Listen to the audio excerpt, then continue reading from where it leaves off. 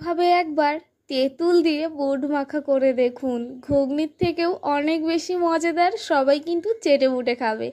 আজকে আমি এমন একটা রেসিপি শেয়ার করব, কোনো রকম উনুন জ্বালানোর কোনো দরকারই নেই, শুধু একটি মাত্র সিদ্ধ আলু এখানে আমি কেটে নিচ্ছি। আলুটাকে যেমনভাবে সুন্দর করে কাটা যায় আমি মাছ বরাবর কেটে নিচ্ছি, ছোট্ট ছোট্ট পিস করে কেটে নেব, যেহেতু বুট দিয়ে তেঁতুল দিয়ে বুট মাখা করব। এটা কিন্তু একটা সত্যি বলতে ভীষণ ইউনিক একটা রেসিপি, সন্ধ্যাবেলার জলখাবারে কিন্তু ব্যাপারটা একদম জমে যাবে। এখানে আলুটাকে আমি কেটে নিচ্ছি, কেটে নেওয়া কিন্তু আমার হয়ে গেছে। এখানে একটা বাটির মধ্যে তেঁতুল নিয়ে নিচ্ছি, তেঁতুলটাকে জল দিয়ে দিচ্ছি, খুব অল্প পরিমাণ জল দেওয়ার পরে এর কাঁধ বার করে নেব, আর এই দানা আর ঠিটো অংশটাকে কিন্তু আমি ফেলে দেব।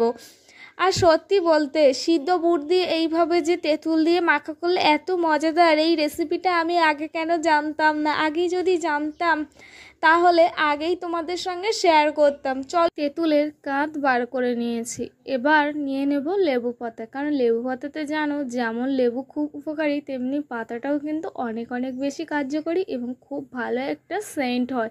সেই কারণে লেবু পাতা দিলে কিন্তু ব্যাপারটা আরও বেশি ইউনিক হয়। চলো, লেবু পাতাটাকে ছোট ছোট ঝিরিঝিরি করে কেটে নিচ্ছি। এখানে বাটির মধ্যে নিয়ে নিচ্ছি সিদ্ধ বুট, দিয়ে দিচ্ছি সিদ্ধ আলু,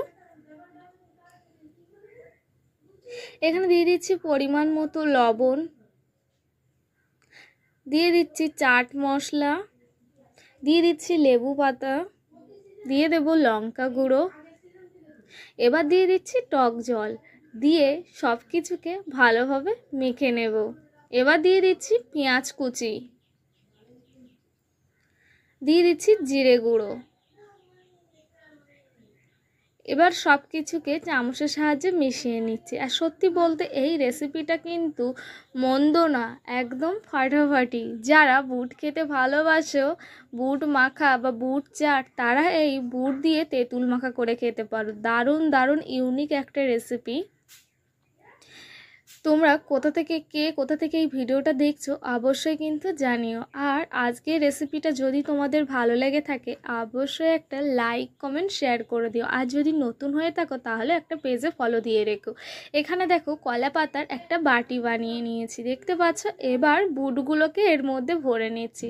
দেখতে পাচ্ছ কলা পাতার পাত্রে তৈরি কত ইউনিক সব।